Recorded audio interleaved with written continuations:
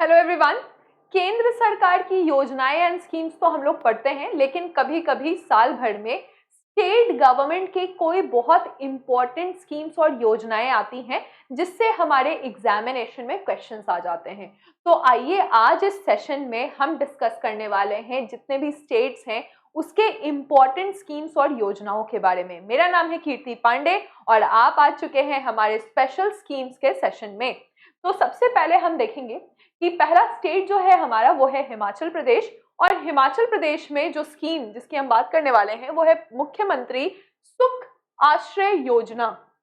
सुख आश्रय योजना का मतलब है कि जो हिमाचल प्रदेश के अनाथ बच्चे हैं, जो ऑर्फन चिल्ड्रन हैं, उन्हें विशेष रूप से और कोई विशेष रूप से कोई विकलांग बच्चे हैं, यानी कि वो दिव्यांग बच्चे हैं, किसी तरह से वो डिफरेंटली एबल्ड बच्चे हैं, और साथ ही साथ जिन महिलाओं के पास जिन बुजुर्गों के पास रहने के लिए घर नहीं है, छत नहीं है, उनके लिए हिमाचल प्रदेश सरकार ने एक योजना स्टार्ट की है, मुख्यमंत्री सुख आश्रय योजना।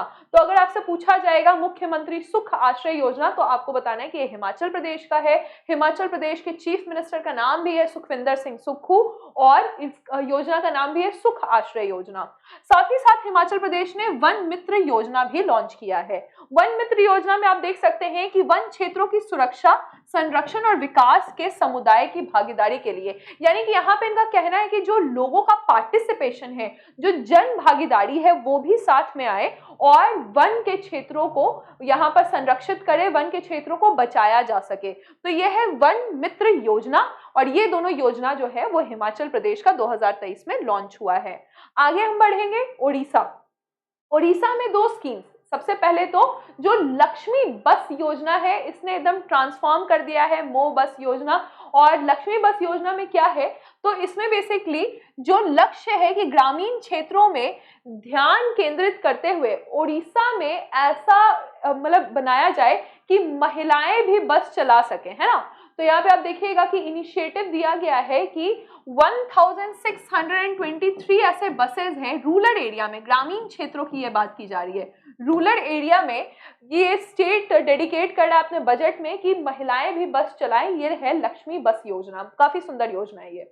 उसके बाद है अम्मा उड़ीसा नवीन उड़ीसा, यानी हमारा उड़ीसा नया उड़ीसा। इसका उद्देश्य है कि पंचायत विकास के लिए धन वितरित करना, यानी कि जो पंचायती राज है इनका, पंचायत का जो सिस्टम है उसको और डेवलप करना, और इसके लिए ये बजट में अपना धन डालने वाले हैं। बजट में इसके लिए अलग से एक श्रेणी डाला गया है और इसको डेवलप करना, ढांचे को बढ़ावा देना और पूरे उड़ीसा में जो ये पंचायती राज सिस्टम है, जगन्नाथ संस्कृति को बढ़ावा देना। तो यानी मतलब एक तरह से आत्मनिर्भर उड़ीसा बनाना कि जितने भी गांव हैं वो गांव अपने में ही सशक्तिकरण उनका हो जाए, वो अपने में ही आत्मनिर्भर रहे। नेक्स्ट स्टेट पे हम जाते हैं। नेक्स्ट स्टेट है असम। मुख्यमंत्री लोक सेवक आरोग्य योजना। इसमें क्या है, देखिए आरोग्य शब्द जब भी आएगा तो ये हेल्थ से रिलेटेड होगा और ये आपका हेल्थ से रिलेटेड है, ठीक है। तो यहाँ पे आप देख सकते हैं स्वास्थ्य कवरेज के बारे में बात की गई है। तो असम सरकार जो है वो सभी कर्मचारी और पेंशन भोगियों को यहाँ पे और उनके आश्रित को, यानी कि कोई फैमिली में काम कर रहा है तो उनके जो फैमिली के मेंबर्स हैं जो उन पर डिपेंडेंट है, आश्रित का मतलब होता है वाइफ हो गई या जो ओल्ड उनके पेरेंट्स हो गए जो उन पर डिपेंडेंट हैं, बच्चे हो गए, और जो 18 साल से कम के बच्चे हैं, तो 18 साल से कम होते हैं, ठीक है, एज जो है उनका 18 साल से कम हो, तो ये बच्चे हैं, ये सब इन पे डिपेंडेंट हैं, उनको भी इस स्कीम के तहत क्या दिया जाएगा, तो सुरक्षा दिया जाएगा, कवरेज दिया जाएगा, इंश्योरेंस प्रोवाइड किया जाएगा। ये जिस तरह से प्रधानमंत्री जन आरोग्य योजना है उसी तरह से मुख्यमंत्री लोक सेवक आरोग्य योजना को असम में लॉन्च किया गया है। अगला हम देखेंगे त्रिपुरा। त्रिपुरा में ये 3 स्कीम, यानी कि ई कैबिनेट, युवा त्रिपुरा, नतून त्रिपुरा, आत्मनिर्भर त्रिपुरा और हार्टलैंड त्रिपुरा। तो यहाँ पे आप देखिएगा कि ई कैबिनेट में क्या है, ई कैबिनेट में बोला गया कि डिजिटल बुनियादी ढांचा बनाना। इस स्टेट में कहा गया है कि जितने भी साइबर क्राइम्स हैं उनके खिलाफ एक बुनियादी ढांचा बनाना और लोगों को डिजिटलाइजेशन की ओर, डिजिटलीकरण की ओर आगे बढ़ाना। साथ ही साथ युवा त्रिपुरा, नतून त्रिपुरा और आत्मनिर्भर त्रिपुरा, ये दूसरा स्कीम है। इसमें कहा गया है कि जो युवा है उनको इंडस्ट्रियल क्षेत्र में और व्यावसायिक यानी कि सर्विस इकाई में स्थापित करना, उनको प्रोत्साहित करना कि TIDL यानी कि त्रिपुरा उद्योग विकास निगम लिमिटेड, ठीक है, तो जितने भी जो युवा पीढ़ी के लोग हैं वो सर्विस सेक्टर में जा सके, इंडस्ट्रीज में जा सके, नौकरी पा सके, इसीलिए इस योजना को लॉन्च किया गया है। फिर नया योजना जो है हमारा त्रिपुरा का वो है हार्टलैंड। इसमें युवाओं को रोजगार की क्षमता और उनको कौशल देना, तो सिर्फ रोजगार यानी कि जॉब की बात नहीं हो रही है, लेकिन उनको कौशल देना यानी कि उनको स्किल डेवलप करना, ये इस स्कीम में कहा गया है। नेक्स्ट हमारा स्टेट कौन सा है? नेक्स्ट स्टेट है हमारा उत्तराखंड। उत्तराखंड में भी दो स्कीम्स काफी सुर्खियों में रहा है। उत्तराखंड में है रोजगार प्रयाग पोर्टल, तो इसमें युवाओं के लिए उत्तराखंड में ये रोजगार के अवसर प्रोवाइड करेगा। रोजगार, इसका नाम ही है रोजगार प्रयाग पोर्टल। तो उत्तराखंड के जो युवा हैं वो यहाँ पर आके अपने वो जान सकेंगे कि कौन सा जॉब में ओपनिंग है, कहाँ पे वैकेंसीज है, कहाँ पे वो अप्लाई करे, जिससे उनको जल्दी से जल्दी नौकरी मिल जाए। और दूसरा है नंदा गौड़ा योजना पोर्टल फॉर गर्ल्स। अब ये जो उत्तराखंड का गौड़ा देवी योजना है ये क्या है? तो इसमें लिंग अनुपात में सुधार, यानी कि जो मेल और फीमेल का रेशियो है कि 1000 लड़कों पे कितनी महिलाएं हैं, कितनी बच्चियां हैं, तो उसको सुधार करना है। साथ ही साथ लड़कियों में शिक्षा को बढ़ावा देना इसका उद्देश्य है, और वित्त सहायता देना, बच्चियों को जहां पे भी पैसों की जरूरत है उनको वित्त सहायता देना। आशीष योग्य माता पिता को, जो लड़कियों के माता पिता है, लड़की के जन्म के समय में 11,000 रुपए उत्तराखंड देगा, और उसके बाद में 12वीं कक्षा को उत्तीर्ण करने के पर लड़की को 51,000 यानी कि 11,000 जब उनका जन्म हुआ और 51,000 जब उन्होंने 12th पास किया, तो पूरा मिला के 62,000 रुपए ये उत्तराखंड सरकार लड़कियों को देने वाली है। यह है नंदा गौड़ा योजना उत्तराखंड का। ये काफी सुंदर योजना है। बिहार में भी चलता है इसी तरह का एक योजना, कन्या उत्थान योजना, तो उसके बारे में पढ़ेंगे। तो ये है उत्तराखंड।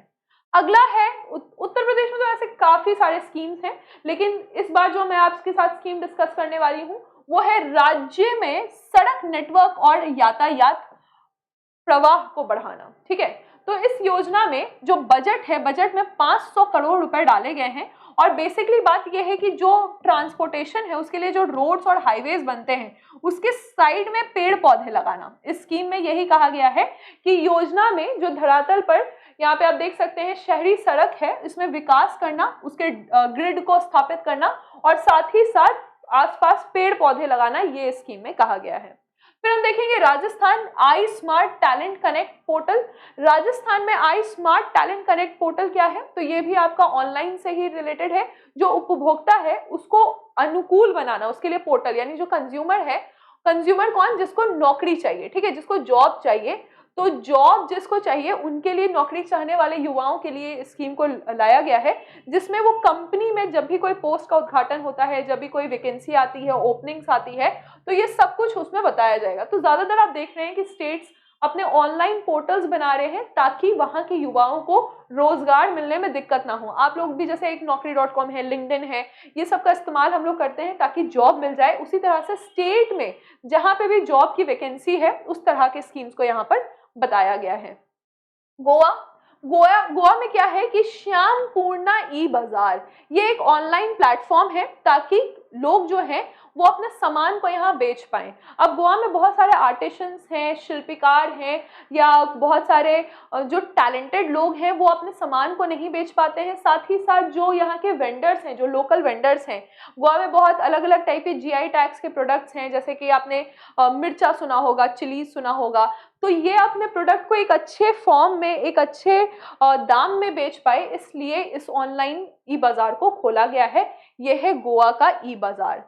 अगला हम देखेंगे हॉक। ये हॉक क्या है? तो हॉक, ऐसे तो आपने सुना होगा कि चील को भी हम हॉक बोलते हैं। कर्नाटका में हॉक को लॉन्च किया है, hostile activity watch kernel. Watch kernel का मतलब हुआ कि अगर किसी ने भी ऑनलाइन फ्रॉड या साइबर क्राइम करने की कोशिश की तो उसको तुरंत से पकड़ लिया जाए। ये एक स्पेशलाइज्ड सॉफ्टवेयर प्लेटफॉर्म है जिसमें जितने भी फॉरेस्ट रिलेटेड क्राइम्स या फिर साइबर रिलेटेड क्राइम्स होते हैं उसको यहाँ पर पकड़ा जाएगा, ठीक है। तो ये ऑनलाइन किया गया है, जितने भी फॉरेस्ट एंड क्राइम्स हैं, forest related aspects of forest and crime, उसको यहाँ पे पकड़ा जाएगा। फिर है डॉक्टर पुनीत राजकुमार हृदय ज्योति योजना ये क्या है, तो इस स्कीम में जो इंस्टॉल किया जाएगा डिवाइस पब्लिक प्लेसेस में, यानी जो नॉर्मल जगह है, रेलवे लाइंस हो गए, एयरपोर्ट्स हो गए, पब्लिक प्लेसेस में, ताकि किसी को भी अगर किसी हार्ट अटैक से कोई भी सफरिंग हो रहा है, उनको इमरजेंसी चाहिए, तुरंत से हेल्प चाहिए, क्रूशियल रिस्पॉन्स चाहिए, तो उसके लिए ये पुनीत राजकुमार हृदय योजना ज्योति योजना को लॉन्च किया गया है। नेक्स्ट हम देखेंगे कर्नाटका में एक और है गृह लक्ष्मी योजना।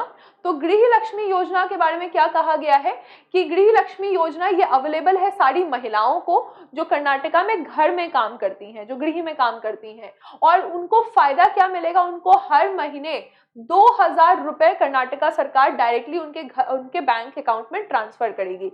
और इस स्कीम को 19 जुलाई से लॉन्च किया गया है, यानी कि घर में जो माताएं और बहनें काम करती हैं उनके लिए हर महीने 2000 रुपए दिए जाएंगे। फिर बात आती है तमिलनाडु की। तमिलनाडु में कौन सा योजना चल रहा है, समाधान योजना। समाधान योजना में क्या होता है कि यहाँ पे क्या देखा जाएगा कि जो बहुत लंबे समय से जो दिक्कतें चल रही हैं उनको एड्रेस किया जाएगा, किस चीज से रिलेटेड, टैक्स से रिलेटेड। तो जब भी किसी को टैक्स में डिस्प्यूट आ रहा है या वो अपील कर रहे हैं, उनकी बात नहीं सुनी जा रही है, तो स्टेट कमर्शियल टैक्स डिपार्टमेंट यहाँ पर समाधान स्कीम लेकर आई है, जिसके लिए टैक्स में अगर कोई भी दिक्कत है कहीं पे भी, तो उसके लिए इस स्कीम के तहत, इस पोर्टल के तहत लोग अपने टैक्स के डिस्प्यूट को क्लियर कर सकते हैं। फिर बात आती है गुजरात की। गुजरात में कौन सा स्कीम चल रहा है, CM launches pilot project Antyodaya श्रमिक सुरक्षा योजना। श्रमिक सुरक्षा योजना में क्या ऑब्जेक्टिव है, तो जो यहाँ पे सुरक्षा दिया जाएगा, यानी कि उनको इंश्योरेंस दी जाएगी, श्रम को यानी कि जो लेबर है उनको फाइनेंशियल सिक्योरिटी दी जाएगी, और यहाँ पे वो जो काम करते हैं अगर उनके जगह में कहीं पे कोई दुर्घटना घट जाती है, कोई एक्सीडेंट हो जाता है, तो सरकार उसका ध्यान रखेगी, सरकार उनको उसके लिए कॉम्पनसेट करेगी। और पहले तो ये कोशिश करना चाहिए कि इंफ्रास्ट्रक्चर कोई ऐसा ना हो कि कहीं दुर्घटना हो जाए, लेकिन अगर ऐसा कुछ होता है तो सरकार उसका ध्यान देगी। फिर आता है झारखंड। झारखंड में ए हेल्प बहुत जगह आया है, इवन गुजरात में भी ए हेल्प आया है। तो ए हेल्प में क्या होता है कि एक created agent for expansion and life stock production for health, ठीक है, तो इसका फुल फॉर्म थोड़ा उल्टा है, हेल्थ के लिए है, तो life stock production for health, यानी कि जो पशुधन है उसका ज्यादा से ज्यादा हमें उत्पादन करना है, जो गाय या भेड़ बकरी, तो पशुधन का हमको उत्पादन नहीं, मतलब उनका देखभाल करना है, केयर टेक करना है। और इसमें ज्यादातर महिलाओं को भेजा गया है कि अगर कोई गाय है या कोई भी ऐसा पशु जिसको मदद की जरूरत है, लाइफ स्टॉक्स को मदद की जरूरत है, तो महिलाएं एक एजेंट की तरह वहां जाएंगी और उनका ये मदद करेंगी। ये इसका स्कीम का मेन थीम है। अब हम आते हैं बिहार में। तो बिहार में कन्या उत्थान योजना है। कन्या उत्थान योजना में जो बच्चियां हैं उनको सशक्त करने की बात की गई है, उनको फाइनेंशियल असिस्टेंस देने की बात की गई है, जब उनका एजुकेशन, शिक्षा के लिए, उनकी शादी के लिए, उनके मैरिज के लिए। ये बिहार स्टेट गवर्नमेंट ने 2019 में ही लॉन्च कर दिया था। देखिए बिहार में बहुत सारे ऐसे स्कीम्स हैं खासकर महिलाओं को लेकर जो पहले से ही लॉन्च है। अब जैसे शराबबंदी है ना, शराबबंदी किया गया ताकि घर में जो महिलाएं हैं उनके पति पी के आते थे और पूरा घर का जो फाइनेंस है वो डिस्टर्ब हो जाता था, तो बिहार में शराबबंदी की गई। जो बॉटल्स हैं उससे चूड़ी बनाने का योजना शुरू किया गया। उसके बाद बिहार पहला ऐसा राज्य है जिसने पंचायत में 50% तक की आरक्षण दी। अभी तो हम बात करें लोकसभा और राज्यसभा, विधानसभा में 33% आरक्षण की, लेकिन बिहार पहला ऐसा स्टेट था जिसमें 1/3 ऑफ द रिजर्वेशन था पंचायत में, लेकिन बिहार ने उसको बढ़ाकर 50% किया। और उसके बाद बहुत सारे स्टेट्स ने उसको फॉलो भी किया। तो ये जो कन्या उत्थान योजना है 2019 से ही चल रहा है, और लोगों में जेंडर इक्वालिटी यानी कि समानता हो महिला और पुरुष में, और साथ ही साथ उनको दिक्कत ना हो आर्थिक रूप से। तो एक टाइम में इनको क्या मिलता है, 25,000 रुपए मिलता है जब बच्चियां जो है वो 12th लेवल पास करती हैं, और उसके बाद हायर एजुकेशन के लिए भी उनको पैसा मिलता है, फिर शादी के टाइम भी पैसा दिया जाता है। तो आप बताइएगा, होमवर्क आपका ये है कि बिहार में कन्या उत्थान योजना में सवाल पूछा जा चुका है, टोटल जो राशि प्रदान की जाती है वो कितनी होती है, टोटल पैसा कितना दिया जाता है। इसके अलावा है मुख्यमंत्री बिहार का एक और स्कीम हम बात कर रहे हैं, मुख्यमंत्री वृद्ध जन पेंशन योजना।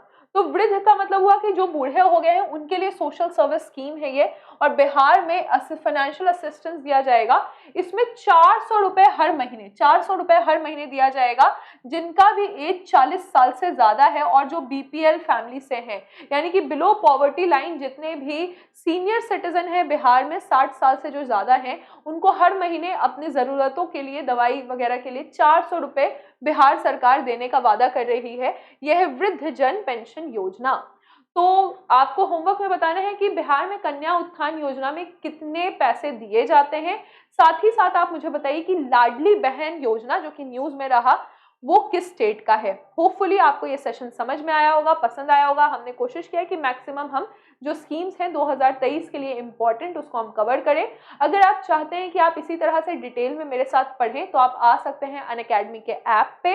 अनअकैडमी के प्लस कोर्स में मैं आपको करंट अफेयर्स और पॉलिटी पढ़ा रही हूँ। साथ ही साथ आप जिस भी एग्जामिनेशन की तैयारी कर रहे हैं, जैसे कि आपने बीपीएससी की तैयारी की, तो आपको बीपीएससी का पूरा कवरेज मिल जाएगा। प्रीलिम्स, मेंस और इंटरव्यू सारे सब्जेक्ट्स कवर हो जाएंगे बिहार स्पेशल के साथ। और बाकी आप किसी भी स्टेट्स की तैयारी कर रहे हो, आप यूपीएससी की तैयारी कर रहे हैं, आप एसएससी की तैयारी कर रहे हैं, तो आप आ सकते हैं अनअकैडमी के कोर्सेज में। कोड आपको यूज करना है कीर्ति, KIRTI, जो कि मेरा नाम भी है, और आप इसको यूज कर सकते हैं। पहले आपको ऐप इंस्टॉल करना पड़ेगा। ऐप इंस्टॉल करके आप इस कोड को यूज करें। अगर आप इसको 16 तारीख के पहले करते हैं तो आपको 40% तक का मैक्सिमम डिस्काउंट मिलेगा। बाकी आप मुझे कमेंट सेक्शन में बताएं कि जिस तरह से हमने स्कीम्स डिस्कस की और कौन कौन से ऐसे टॉपिक हैं जिसमें आपको परेशानी होती है, तो हम उन टॉपिक्स को भी क्लियर कर लेंगे। Thank you for the session. All the very best.